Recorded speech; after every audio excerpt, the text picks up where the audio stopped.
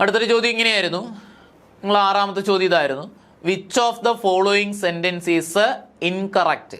താഴെ തന്നിരിക്കുന്ന ചോദ്യത്തിൽ ഇൻകറക്റ്റ് ആയിട്ടുള്ള, സത്യത്തിൽ ഇങ്ങനെയുള്ള ചോദ്യമൊക്കെ വരുമ്പോൾ നിങ്ങൾ പുതിയൊരു ടൈപ്പ് ചോദ്യം എന്ന രീതിയിൽ അങ്ങനെയൊന്നും വിചാരിക്കരുത്. കാരണം ഇതെല്ലാം നമ്മൾ പഠിച്ചതാണ്. ഇപ്പോൾ റൂളുകൾ അറിയാമെന്നുള്ള കുട്ടികളെ സംബന്ധിച്ചിട്ട് ഒരു ഗ്രാമറിൽ അല്ലെങ്കിൽ ഇന്ന ടോപ്പിക്കിൻ്റെ കാര്യങ്ങൾ നമ്മൾ പഠിപ്പിക്കുന്ന കാര്യങ്ങൾ ഏത് വിഷയമാണെങ്കിലും, ഇംഗ്ലീഷിലെ ഏത് വിഷയത്തിലാണെങ്കിലും, ഇപ്പോൾ കണക്കാണെങ്കിൽ പോലും, ഈവൻ കണക്കോ അല്ലെങ്കിൽ നമ്മൾ അക്കൗണ്ടൻസിയോ ഏത് വിഷയമാണെങ്കിലും, അപ്പോൾ അതിൽ ഒരിക്കലും എന്ത് ചെയ്യുന്നുണ്ട്, നമ്മൾ ആ കാര്യങ്ങളെല്ലാം ഡീറ്റെയിൽ ആയിട്ട് നമ്മൾ പഠിക്കുന്നു. കാര്യങ്ങളെല്ലാം റൂളും കാര്യങ്ങളും എങ്ങനെയാണ് ഒരു പ്രോബ്ലം സോൾവ് ചെയ്യേണ്ട രീതിയെല്ലാം പഠിച്ചു വയ്ക്കുന്നു. അതിൻ്റെ ആ സോൾവ് അല്ലെങ്കിൽ ആ പ്രോബ്ലം സോൾവ് ചെയ്യേണ്ട മെത്തേഡ് എന്താണെന്ന് നമ്മൾ മനസ്സിലാക്കുന്നു, ഏത് റൂൾ വെച്ചിട്ടാണ് ചെയ്യുന്നതെന്ന് മനസ്സിലാക്കുന്നു. അപ്പോൾ അത് കഴിഞ്ഞിട്ട് അതുപോലത്തെ ഒരു ചോദ്യം വരുമ്പോൾ, ആ മെത്തേഡ് ഇംപ്ലിമെൻ്റ് ചെയ്യാനുള്ളൊരു ചോദ്യം വരുമ്പോൾ നമ്മൾ ആ മെത്തേഡ് വെച്ച് തന്നെ നമ്മൾ സോൾവ് ചെയ്യാനും കൂടെ പഠിക്കണം. എപ്പോഴും ഒരു ക്ലാസ്സിലോ അല്ലെങ്കിൽ ഒരു അധ്യാപകനോ അല്ലെങ്കിൽ ഒരാൾ നിങ്ങൾക്കിപ്പോൾ നമ്മളിപ്പോൾ വർക്കൗട്ട് ചെയ്യാൻ തരുന്ന ചോദ്യങ്ങളോ അല്ലെങ്കിൽ എന്ത് ചെയ്യുന്നു PYQയോ എടുത്ത് തന്നെ ചോദിക്കില്ല. ആ റൂള് വെച്ചിട്ട് എന്ത് ചെയ്യുന്നു, നമുക്ക് അതുമായിട്ട് ബന്ധപ്പെടുത്തി ഒരു ചോദ്യം ഇപ്പോൾ ഞാൻ ഉണ്ടാക്കുമ്പം അല്ലെങ്കിൽ ഞാനൊരു ചോദ്യം ഉണ്ടാക്കുന്നത് മറ്റ് ആരും അല്ലെങ്കിൽ മറ്റാർക്കും അല്ലെങ്കിൽ മറ്റൊരു സ്ഥാപനത്തിൽ ആ ചോദ്യം വരില്ല. ഞാനൊരു ചോദ്യം എഴുതി ഉണ്ടാക്കുന്നു. അപ്പോൾ അതുപോലെ തന്നെയാണ് ചോദ്യങ്ങൾ. അപ്പോൾ ചോദ്യങ്ങൾ എഴുതുന്ന കർത്താക്കൾ അല്ലെങ്കിൽ ചോദ്യം എഴുതുന്ന ആൾക്കാർ അവർ എന്ത് ചെയ്യുന്നു, ഒരു ചോദ്യം ആ റൂൾ ബേസ്ഡ് ആണ് ചോദ്യം ചോദിക്കുന്നത്. അതൊന്നും ഒരു പുതിയ ചോദ്യമൊന്നുമില്ല, ഇതൊക്കെ പണ്ടേ ചോദിക്കുന്ന ചോദ്യം തന്നെയാണ്. അപ്പോൾ ആ ചോദ്യത്തിൻ്റെ പാറ്റേൺ ഒന്ന് എന്ത് ചെയ്യുന്നുണ്ട്, എന്ത് ചെയ്യുന്നുണ്ട്, അതായത് തന്നിരിക്കുന്ന ആ റൂള് നമ്മൾ അറിയണം.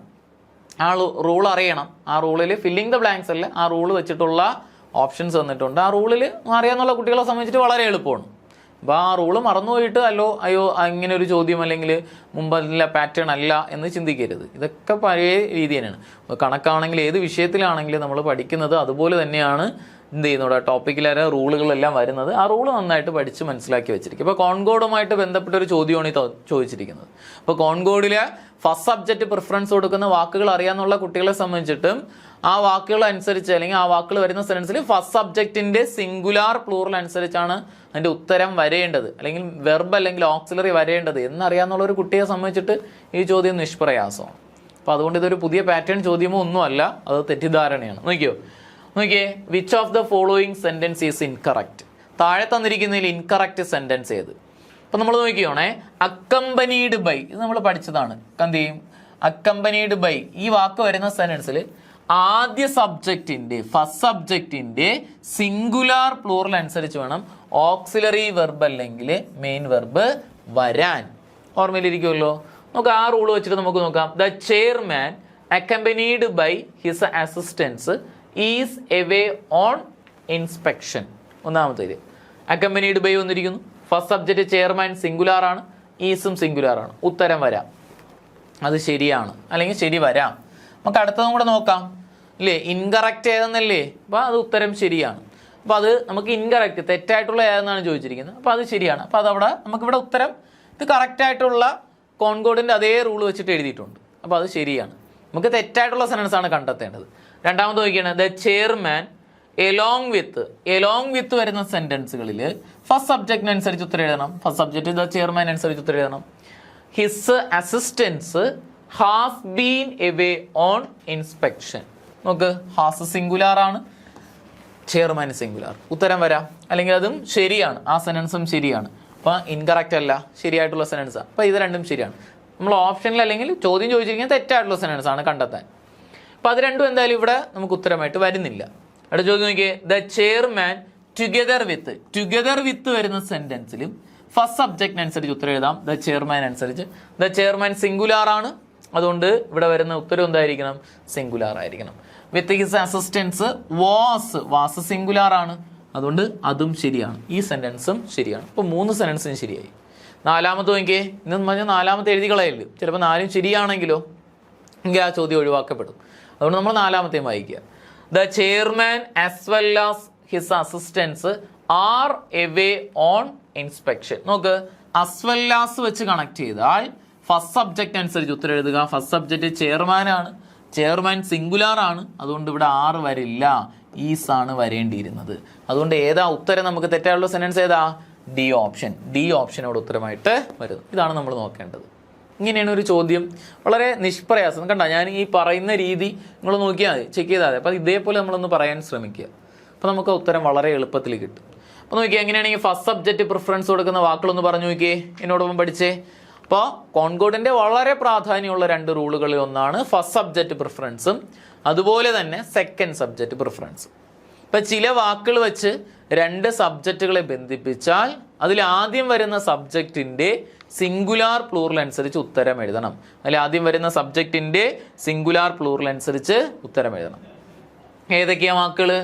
വിത്ത്, along with, together with, rather than, more than, in the company of, accompanied by, followed by, in addition to, besides, as well as, as much as, like, unlike, unlike എന്നാണ്, ഓൺലൈക്ക് അല്ല, unlike, like, unlike, including, not including, excluding, not excluding, and not. ഒരു തവണയും കൂടെ വാക്കുകൾ എന്നോടൊപ്പം പറഞ്ഞേ. With, along with, together with, rather than, more than, in the company of, accompanied by, followed by, in addition to, besides, as well as much as, like, unlike, including, not including, excluding, not excluding, and not. ഇതിൽ ഏതെങ്കിലും വാക്ക് വെച്ച് 2 സബ്ജക്റ്റിനെ ബന്ധിപ്പിച്ചാൽ ആദ്യ സബ്ജക്റ്റിന്റെ, ഈ വാക്കുകൾക്ക് മുന്നിൽ കിടക്കുന്ന സബ്ജക്റ്റിന്റെ singular plural അനുസരിച്ച് ഉത്തരം എഴുതണം. ഫസ്റ്റ് സബ്ജക്റ്റിന്റെ സിംഗുലാർ പ്ലൂറൽ അനുസരിച്ച് എന്ത് എഴുതുക? ഉത്തരം എഴുതുക. ചോദ്യം നോക്കാം, 1-2 ചോദ്യങ്ങൾ നോക്കിയേ. Rahul with his friends dash going to school. Rahul with his friends dash going to school. നിങ്ങൾ എന്നെ പറഞ്ഞു നോക്കിയേ. വിത്ത് വെച്ച് ബന്ധിപ്പിച്ചു. ഫസ്റ്റ് സബ്ജക്റ്റ് രാഹുലാണ്. രാഹുൽ സിംഗുലാർ സബ്ജക്റ്റ് ആണ്. തുടർന്ന് വരുന്ന ഉത്തരം എന്തായിരിക്കണം? സിംഗുലാർ. ഈസ് ആറിൽ ഏത് വരുന്നു? ഈസ് അവിടെ ഉത്തരമായിട്ട് വരുന്നു. ഏത് വരുന്നു? ഈസ്. മറ്റൊരു ചോദ്യം നോക്കിയേ. Manu along with his friends. Manu along with his friends dash an exam. Has written. ഇവിടെ ഹാസ് ആണ്, ഹിസ് അല്ല. ഹാസ് റിട്ടൺ ഉണ്ട്, അതുപോലെ ഹാവ് റിട്ടൺ ഉണ്ട്. ഹാസ് റിട്ടൺ ഉണ്ട്, അതുപോലെ ഹാവ് റിട്ടൺ ഉണ്ട്. ഓക്കെ, എലോങ് വിത്ത് വെച്ച് കണക്ട് ചെയ്തു. എലോങ് വിത്ത് വെച്ച് കണക്ട് ചെയ്തു. മനുവിനനുസരിച്ച് ഉത്തരം എഴുതണം. മനു സിംഗുലാർ സബ്ജക്റ്റ് ആണ്, അതുകൊണ്ട് ഉത്തരം ഏതായിരിക്കണം? ഹാസ് റിട്ടൺ അവിടെ ഉത്തരമായിട്ട് വരുന്നു. ഏത് വരുന്നു? ഹാസ് റിട്ടൺ അവിടെ ഉത്തരമായിട്ട് വരുന്നു.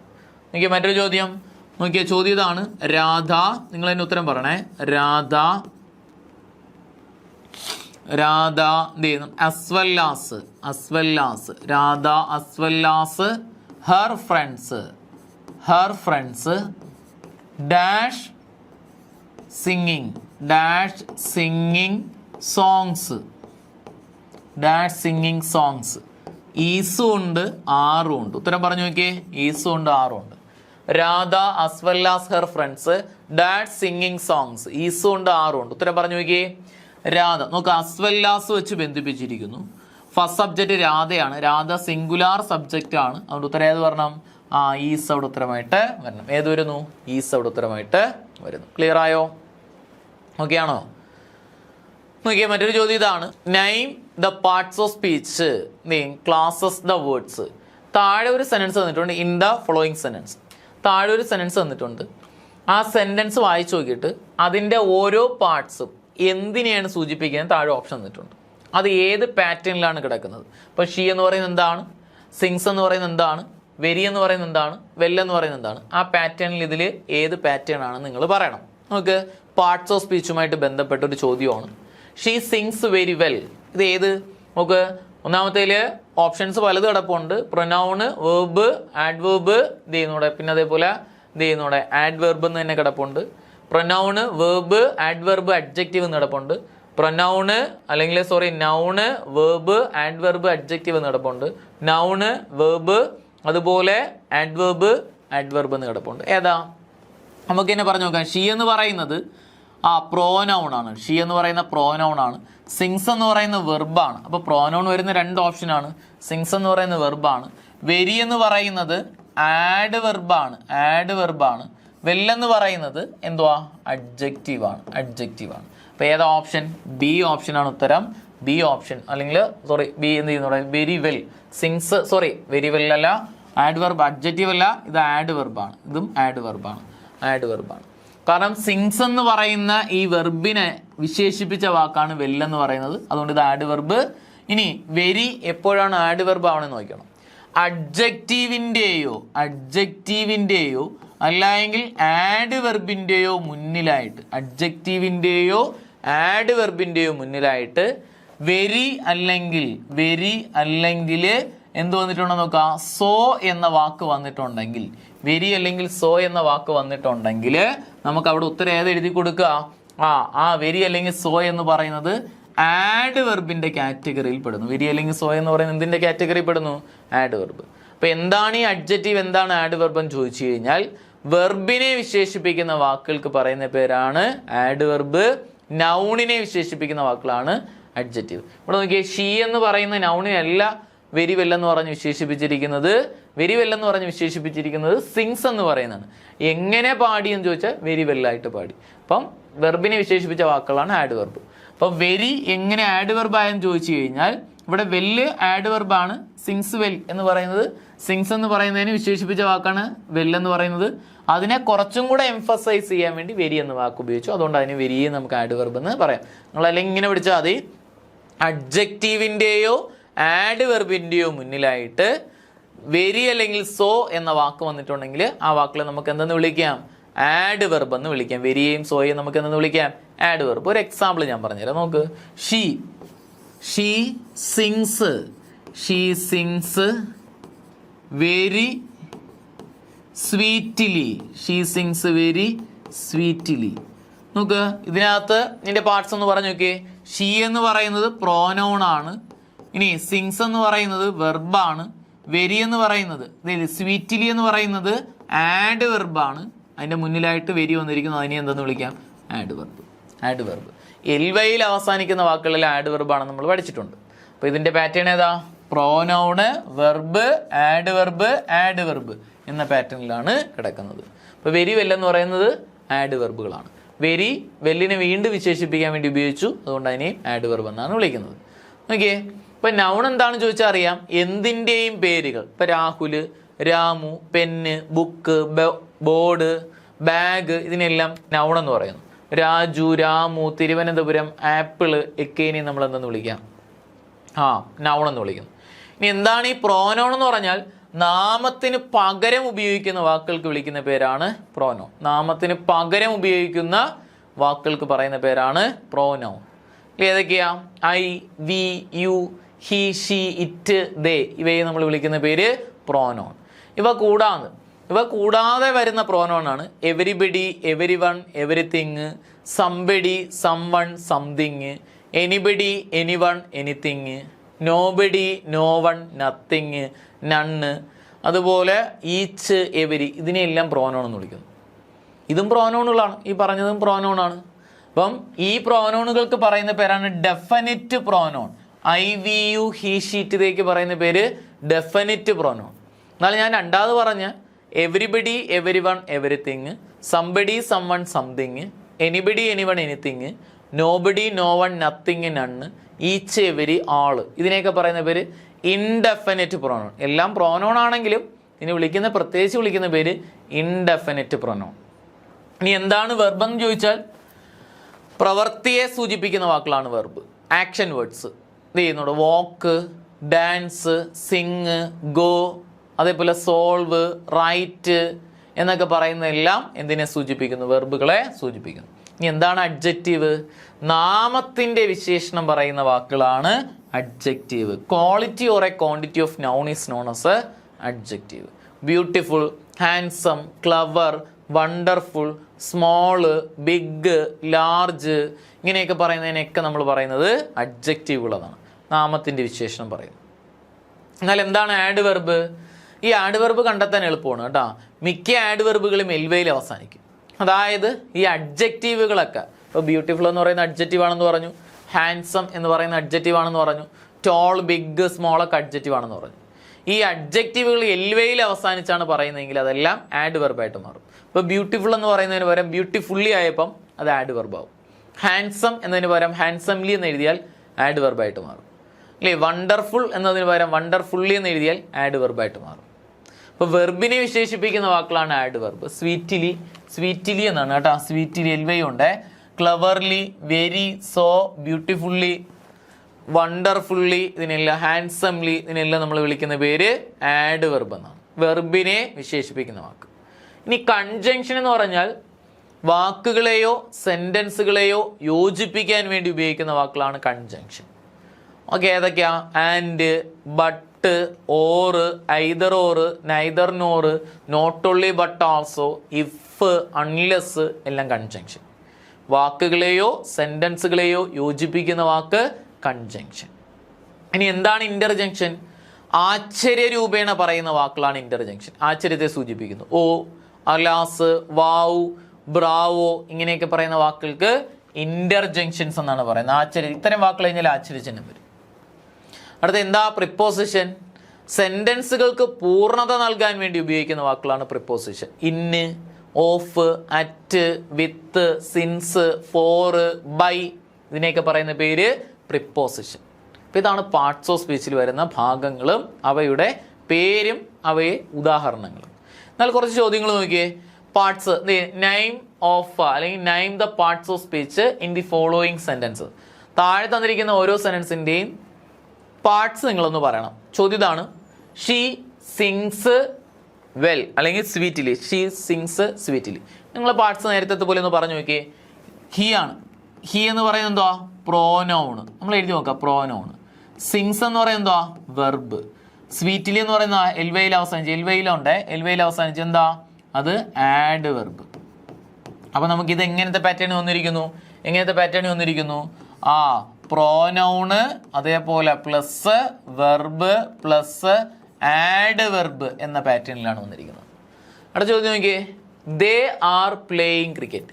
ദേ ആർ പ്ലേയിങ് ക്രിക്കറ്റ്. ദേ എന്ന് പറയുന്നത് പ്രോനൗൺ ആണ്. ആർ എന്ന് പറയുന്നത് ഓക്സിലറി വെർബാണ്. പ്ലേയിങ് എന്ന് പറയുന്നത് വെർബാണ്. ക്രിക്കറ്റ് എന്ന് പറയുന്നത് ഓബ്ജക്റ്റ് ആണ്. അപ്പോൾ ഇതിന്റെ പാറ്റേൺ എങ്ങനെയാണ്? നിങ്ങൾ തന്നെ പറ. എന്ത് ചെയ്യുന്നൂടെ? പ്രോനൗണ്, അതേപോലെ plus auxiliary verb plus verb plus object എന്ന പാറ്റേണിലാണ് കിടക്കുന്നത്. അപ്പോൾ പാറ്റേൺ ഇങ്ങനെ എഴുതാം. അവിടെ ചോദ്യം നോക്കിയേ. She reads A book. She എന്ന് പറയുന്നത് പ്രോനൗൺ ആണ്. റീഡ്സ് എന്ന് പറയുന്നത് വെർബാണ്. എ ബുക്ക് എന്ന് പറയുന്ന ഒബ്ജക്റ്റ് ആണ്. അതിന്റെ പാറ്റേൺ എങ്ങനെയാ? അപ്പം pronoun plus verb plus object. അടുത്ത ചോദ്യം നോക്കിയേ. The cat chased mice. എന്ത് ചെയ്യുന്ന നോക്ക്. ദ ക്യാറ്റ്, ദ എന്ന് പറയുന്നത് ഏതാ? ആർട്ടിക്കിളാണ്. ആർട്ടിക്കിൾ. ക്യാറ്റ് എന്ന് പറയുന്നത് നൗണാണ്. ചേസ്ഡ് എന്ന് പറയുന്നത് വെർബാണ്. മൈസ് എന്ന് പറയുന്ന ഒബ്ജക്റ്റ് ആണ്. അപ്പോൾ അതിൻ്റെ പാറ്റേൺ എങ്ങനെയാ?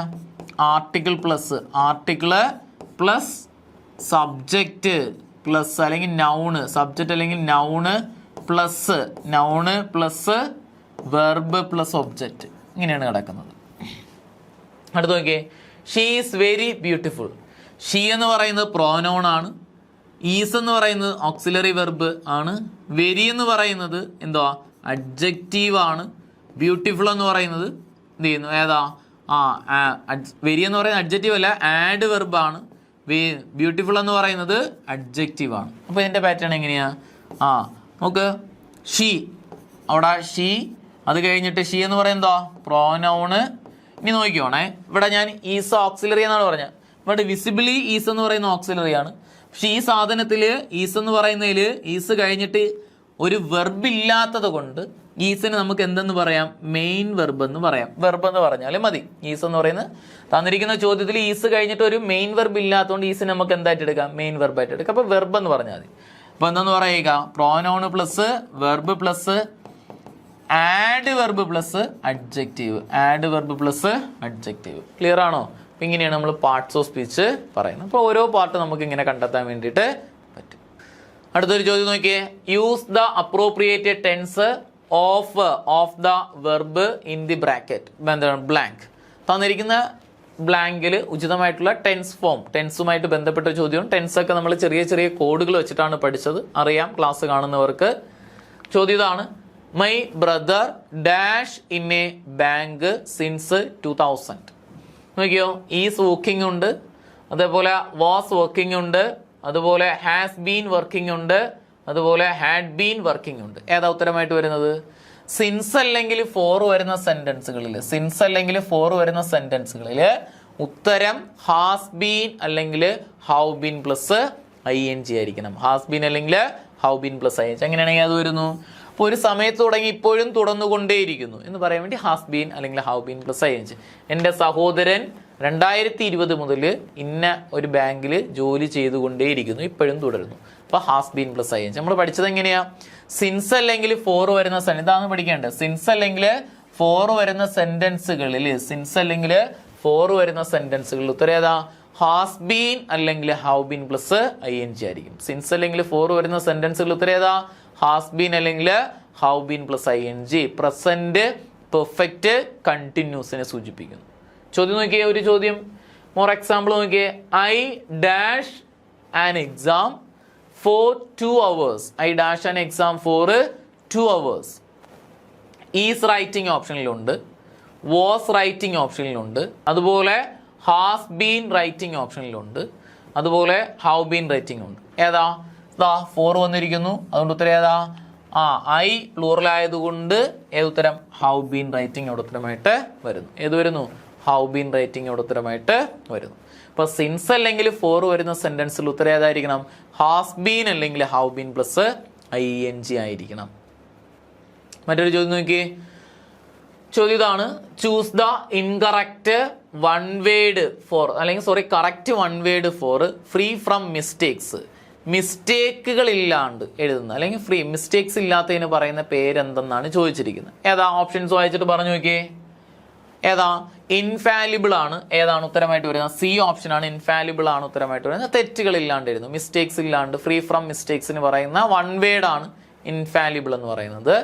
വൺ വേർഡ് സബ്സ്റ്റിറ്റ്യൂഷനുമായിട്ട് ബന്ധപ്പെട്ട ഒരു ചോദ്യമായിരുന്നു നമുക്ക് വന്നിരുന്നത്. എന്നാൽ കുറച്ച് വൺ വേർഡ്സ് ഒന്ന് നോക്കിയേ. Life history written by someone. മറ്റുള്ളവരുടെ ലൈഫ് ഹിസ്റ്ററി എഴുതുന്നതിന് പറയുന്ന പേരെന്താണ്? ചോദിച്ചുള്ള ക്വസ്റ്റ്യനാണ്. നമുക്ക് എല്ലാവർക്കും അറിയാം ബയോഗ്രഫി എന്നാണ്. എന്നാൽ നമ്മളുടെ സ്വന്തം ലൈഫ് ഹിസ്റ്ററി എഴുതുന്നതിന് പറയുന്ന പേര് ഓട്ടോബയോഗ്രഫി എന്നാണ് പറയുന്നത് കേട്ടോ. നമ്മളുടെ life history written by our self is known as autobiography. Somebody's ആണെങ്കിൽ biography. A place where orphan live. എന്ത് ചെയ്യുന്നൂടെ? ഓർഫൺ, അനാഥരായിട്ടുള്ള ആൾക്കാർ ജീവിക്കുന്ന സ്ഥലത്തിന് പറയുന്ന പേരാണ് ഓർഫണേജ്. ഇതൊക്കെ കോമൺ വേർഡ്സ് ആണ്. എന്ത് ചെയ്യും? ഓർഫണേജ് എന്ന് പറഞ്ഞാൽ ഓർഫൺസ് ജീവിക്കുന്ന സ്ഥലമാണ്. Study of ancient things. പുരാതനമായ കാര്യങ്ങളെക്കുറിച്ച് പഠിക്കുന്നതിന് പറയുന്ന പേരാണ് ആർക്കിയോളജി. ആർക്കിയോളജി എന്നാണ് കേട്ടോ, ആർക്കിയോളജി. ഈ ആർക്കിയോളജിയുടെ സ്പെല്ലിംഗ് ചോദിച്ചിട്ടുണ്ട്. ആർച്ചാഇയോളജി, ആർക്കിയോളജി. ആർക്കിയോളജി ഓർമ്മയിലിരിക്കണം കേട്ടോ. എന്ത് ചെയ്യുന്നൂടെ? ഓക്കെ, അതായത് സ്റ്റഡി ഓഫ് ഏൻഷ്യന്റ് തിങ്സിന് പറയുന്ന പേരാണ് ആർക്കിയോളജി. അടുത്ത നോക്കിയേ. അടുത്തത് എ സ്റ്റഡി ഓഫ് എന്ത് ചെയ്യുന്നു? Derivation of words. എറ്റിമോളജി. നിങ്ങൾക്ക് ചോദിച്ച ക്വസ്റ്റ്യനാണ്. എറ്റിമോളജി, വേർഡ്സിന്റെ ഡെറിവേഷനെ കുറിച്ച് പഠിക്കുന്നതാണ് എറ്റിമോളജി എന്ന് പറയുന്നത്. സ്റ്റഡി ഓഫ് മാൻ ആണെങ്കിൽ ആന്ത്രോപോളജി എന്നാണ് പറയുന്നത്. സ്റ്റഡി ഓഫ് മാനിന് പറയുന്ന പേര് ആന്ത്രോപോളജി. അടുത്തത് one who Eats too much. അധികമായിട്ട് തിന്നുന്ന ആൾക്കാർക്ക് പറയുന്ന പേരാണ് ഗ്ലൂട്ടൺ എന്നാണ് പറയുന്നത് കേട്ടോ. One who eat too much is known as gluten. അടുത്ത് നോക്കിയേ. Loves book. ബുക്കുകളെ ഇഷ്ടം. വൺ ഹൂ ലവ്സ് ബുക്കിന് പറയുന്ന പേരാണ് ബിബ്ലിയോഫൈൽ എന്നാണ് പറയുന്നത് കേട്ടോ. വൺ ഹൂ ലവ്സ് ബുക്കിന് പറയുന്ന പേരാണ് ബിബ്ലിയോഫൈൽ. എന്നാലോ സ്റ്റഡി ഓഫ് സ്റ്റാർ ആണെങ്കിലോ, നക്ഷത്രങ്ങളെ കുറിച്ച് പഠിക്കുന്നതിന് പറയുന്ന പേര് ആസ്ട്രോണമി എന്നാണ് പറയുന്നത്. സ്റ്റഡി ഓഫ് സ്റ്റാർ ആണെങ്കിൽ ആസ്ട്രോണമി എന്നാണ് പറയുന്നത് കേട്ടോ. Study of star, astronomy. അപ്പോൾ വൺ വേർഡ് നമ്മൾ പഠിച്ചിട്ടുള്ളതാണ്. തീസ്റ്റ് എന്താണെന്ന് ചോദിച്ചാൽ ബിലീവ് ഇൻ ഗോഡ്. ഏത്തിസ്റ്റ് എന്താണെന്ന് ചോദിച്ചാൽ നോട്ട് ബിലീവ് ഇൻ ഗോഡ്, പഠിച്ചതാണ്. മോണോത്തിസ്റ്റ് എന്ന് പറഞ്ഞാൽ ബിലീവ് ഇൻ വൺ ഗോഡ്, ഒരു ദൈവത്തെ മാത്രം വിശ്വസിക്കും. ഇതൊക്കെ ചോദിച്ച ക്വസ്റ്റ്യൻസാ. പോളിത്തിസ്റ്റ് എന്ന് പറഞ്ഞാൽ ബിലീവ് ഇൻ മെനി ഗോഡ്, ധാരാളം ദൈവങ്ങളെ വിശ്വസിക്കുന്നു. പാൻതീസ്റ്റ് എന്ന് പറഞ്ഞാൽ ഗോഡ് ഈസ് എവരിവെയർ എന്ന് വിശ്വസിക്കുന്ന ആൾക്കാർ, എല്ലായിടത്തും ദൈവങ്ങളുണ്ട് എന്ന് പറയുന്ന ആൾക്കാർക്ക് പറയുന്ന പേര് പാൻതീസ്റ്റ് എന്നാണ്. ഓക്കെ, അടുത്ത് നോക്കിയേ. 10ാമത്തെ ചോദ്യം ഇതാണ്. Distinguish between stationary. നമ്മുടെ കൺഫ്യൂസിങ് വേർഡ്സുമായിട്ട് ബന്ധപ്പെട്ട വാക്ക് അല്ലെങ്കിൽ ചോദ്യമായിരുന്നു. വൊക്കാബുലറിയിലെ ടോപ്പിക്കാണ്. അപ്പോൾ സ്റ്റേഷനറി നമുക്ക് സ്പെല്ലിങ്ങിൽ ARY സ്റ്റേഷനറി ഉണ്ട്, ERY സ്റ്റേഷനറി ഉണ്ട്. നമ്മൾ പഠിച്ചതാണ്. കൺഫ്യൂസിങ് വേർഡ്സ് ഒക്കെ നമ്മൾ ചെറിയ ചെറിയ കാര്യങ്ങൾ വെച്ചിട്ട് പറഞ്ഞു തന്നെ ഞാൻ. എങ്ങനെയാ ഈ വാക്ക് നമ്മൾ അതിൽ പഠിച്ചു. നമ്മൾ ERY, E എന്ന് പറഞ്ഞാൽ എഡ്യൂക്കേഷൻ. ഇത് തമ്മിലുള്ള വ്യത്യാസം എന്താണെന്നാണ് ചോദിച്ചിരിക്കുന്നത്. E എന്ന് പറഞ്ഞാൽ എഡ്യൂക്കേഷൻ എന്ന് പഠിക്കുക, എഡ്യൂക്കേഷൻ. അപ്പോൾ നമുക്ക് എന്ത് ചെയ്യുന്നൂടെ? എഡ്യൂക്കേഷണൽ പർപ്പസ് വിൽക്കുന്ന കട അല്ലേ? E മീൻസ് എഡ്യൂക്കേഷൻ എന്ന് പഠിക്കുക. അപ്പം എഡ്യൂക്കേഷണൽ പർപ്പസ് വിൽക്കുന്ന കട. ഇല്ലേ? അപ്പൊ ഇതെന്ന് പറഞ്ഞാൽ ഷോപ്പ് ടു സെല്ല് ബുക്സ് അല്ലെങ്കിൽ തിങ്സ്, വസ്തുക്കൾ വിൽക്കുന്ന കട, ഈ എഡ്യൂക്കേഷണൽ പർപ്പസ് വിൽക്കുന്ന കട. ഇത് സ്റ്റിൽ എന്നാണ്. അപ്പോൾ സ്റ്റില്ല് അതേപോലെ സാധനങ്ങൾ വിൽക്കുന്ന കട, അങ്ങനെ വരുന്ന ഏതാ? Fixed and paper pencil etcetera എന്ന അർത്ഥത്തിൽ ഏതാ? B option. ഉത്തരമായിട്ട് വരുന്നത് ബി ഓപ്ഷൻ ആണ്. ബി ഓപ്ഷനോട് ഉത്തരമായിട്ട് വരുന്നു. നമുക്ക് ഒന്ന് രണ്ട് നമ്മുടെ കൺഫ്യൂസിങ് വേർഡ്സ് ഒന്ന് പഠിച്ചേ. പോള്, POLE പോൾ എന്ന് പറഞ്ഞാൽ എന്താ? ഇലക്ട്രിക് പോസ്റ്റ് എന്നാണ്. എന്നാൽ POLL പോൾ എന്ന് പറഞ്ഞാൽ വോട്ടിംഗ് എന്നാണ്. പോളിംഗ്, വോട്ടിംഗ് എന്നാണ്. POLE pole electric post, POLL എന്ന് പറഞ്ഞാൽ ഇലക്ട്രിക് പോസ്റ്റ് അല്ല, sorry, voting. Current, CURRENT current എന്ന് പറഞ്ഞാൽ ഇലക്ട്രിസിറ്റി അല്ലെങ്കിൽ ഫ്ലോ ഓഫ് വാട്ടർ എന്നാണ് കേട്ടോ. ഇലക്ട്രിസിറ്റി അല്ലെങ്കിൽ ഫ്ലോ ഓഫ് വാട്ടർ എന്നാണ് കേട്ടോ. ഇലക്ട്രിസിറ്റി അല്ലെങ്കിൽ കറണ്ട്, ഫ്ലോ ഓഫ് വാട്ടർ. എന്നാൽ കറണ്ട് CURRENT കറണ്ട് എന്ന് പറഞ്ഞാലോ, CURR എന്ത് ചെയ്യുന്നൂടെ ANT കറണ്ട് എന്ന് പറഞ്ഞാലോ, കറണ്ട് ANT ആണ് കേട്ടോ. കറണ്ട് മീൻസ് ഡ്രൈഡ് ആപ്പിൾ എന്നാണ് കേട്ടോ. കറണ്ട് ഡ്രൈഡ് ആപ്പിൾ എന്നാണ്. അപ്പൊ എന്ത് ചെയ്യും? CURRENT കറണ്ട് മീൻസ് എന്തുവാ? Electricity, current. കാരണം എന്ന് പറഞ്ഞാൽ ഇലക്ട്രിസിറ്റി എന്ത് ചെയ്യുന്നൂടെ ANT മീൻസ് ഡ്രൈഡ് ആപ്പിൾ എന്നാണ്. അതുപോലെ സൈറ്റ്, SIGHT സൈറ്റ് എന്ന് പറഞ്ഞാൽ കാഴ്ച. എന്നാലോ SIT സൈറ്റ് എന്ന് പറഞ്ഞാൽ സ്ഥലം. അതുപോലെ CIT സൈറ്റ് എന്ന് പറഞ്ഞാലോ, CIT സൈറ്റ് എന്ന് പറഞ്ഞാൽ എടുത്തു പറയുക, എടുത്തു പറയുക എന്നാണ് കേട്ടോ. എടുത്ത് പറയുക. പറഞ്ഞേ, സൈറ്റ് SIGHT സൈറ്റ് എന്ന് പറഞ്ഞാൽ കാഴ്ച, SITE സൈറ്റ് എന്ന് പറഞ്ഞാൽ സ്ഥലം. അതുപോലെ CIT സൈറ്റ് എന്ന് പറഞ്ഞാൽ എടുത്തു പറയുക. അതുപോലെ ബെയർ, BEAR ബെയർ എന്ന് പറഞ്ഞ അർത്ഥം പറ. ബെയർ എന്ന് പറഞ്ഞാൽ കരടി എന്നും അർത്ഥം പറയാറുണ്ട്. അതുപോലെ സഹിക്കുക എന്നും അർത്ഥം പറയാം. സഹിക്കുക എന്നും പറയാറുണ്ട്. സഹിക്കുക. എന്നാൽ BARE ബെയർ എന്ന് പറഞ്ഞാൽ നഗ്നമായത്, നഗ്നമായത് എന്ന അർത്ഥത്തിൽ പറയുന്നു. എന്നാൽ BER ബിയർ എന്ന് പറഞ്ഞാൽ മദ്യം എന്ന അർത്ഥത്തിൽ പറയുന്നു. മദ്യം എന്ന അർത്ഥത്തിൽ പറയുന്നു. ഇതുപോലെ കുറേ വാക്കുകളുണ്ട്. കനോൺ, CANNON കനോൺ ഉണ്ട്. CANON കനോൺ ഉണ്ട്. CANNON കനോൺ എന്ന് പറഞ്ഞാൽ എന്താ? പീരങ്കി, പീരങ്കി എന്നും. CANON കനോൺ എന്ന് പറഞ്ഞു കഴിഞ്ഞാൽ നിയമം എന്നാണ് കേട്ടോ. നിയമം. ക്യാൻവാസ്, CANVAS ക്യാൻവാസ് ഉണ്ട്. CANVASS canvas. SS എന്ന് പറഞ്ഞാൽ സ്റ്റുഡൻസ് എന്ന് പഠിക്കാൻ പറഞ്ഞു. സ്റ്റുഡൻസ്. അപ്പൊ സ്റ്റുഡൻസിനെയൊക്കെ ക്യാൻവാസിങ്ങിന് പോയി. ക്യാൻവാസ് അഭ്യർത്ഥിക്കുക എന്നാണ് കേട്ടോ. SS എന്ന് പറഞ്ഞാൽ അഭ്യർത്ഥിക്കുക എന്നാണ് കേട്ടോ. അഭ്യർത്ഥിക്കുക. ഇതാണെങ്കിലാ പ്രതലം എന്നാണ് കേട്ടോ. പ്രതലം. ക്യാൻവാസ്, പ്രതലം. നിങ്ങൾക്ക് തന്നെ ചോദ്യം വന്നിട്ടുള്ള ക്യാൻവാസ്, പ്രതലം എന്ത് ചെയ്യുന്നൂടെ എന്ന അർത്ഥത്തിൽ പറയുന്നു. മറക്കരുത്. ഓക്കെ, ക്ലിയർ ആണോ? അപ്പോൾ ഇതാണ് നിങ്ങളുടെ ചോദ്യവും അതുമായി ബന്ധപ്പെട്ട അനുബന്ധ വിവരങ്ങൾ. അപ്പോൾ എല്ലാവരും ഇത്തരം ചോദ്യങ്ങൾ വരുന്ന സമയത്ത് നിങ്ങൾ എന്ത് ചെയ്യുക? ആ ചോദ്യങ്ങൾ ഉത്തരം എഴുതുക. ചോദ്യം നിങ്ങളിൽ കാണും. ഉത്തരം എഴുതുക. അനുബന്ധ കാര്യങ്ങൾ പറയുന്നൊന്ന് കുറിച്ചെടുക്കുക. ഞാൻ പറയുന്ന എക്സാമ്പിൾസ് എഴുതുക. കൂടുതൽ എക്സാമ്പിൾസ് നിങ്ങളും കൂടെ ഒന്ന് ആഡ് ചെയ്യാൻ ശ്രമിക്കുക. കുറച്ച് എക്സാമ്പിൾസ് നിങ്ങളും കൂടെ ഒന്ന് കളക്ട് ചെയ്ത് എഴുതുക. അപ്പോൾ ആ ചോദ്യം ഒന്ന് ഇലാബറേറ്റ് ചെയ്ത് നമുക്ക് എടുക്കാം. അപ്പോൾ നിങ്ങളും ചോദ്യങ്ങൾ ആഡ് ചെയ്യുമ്പോഴത്തേക്കും അത് കുറച്ചും കൂടെ എഫക്റ്റീവായിട്ട് നിങ്ങൾക്ക് മാറും. Okay, thank you.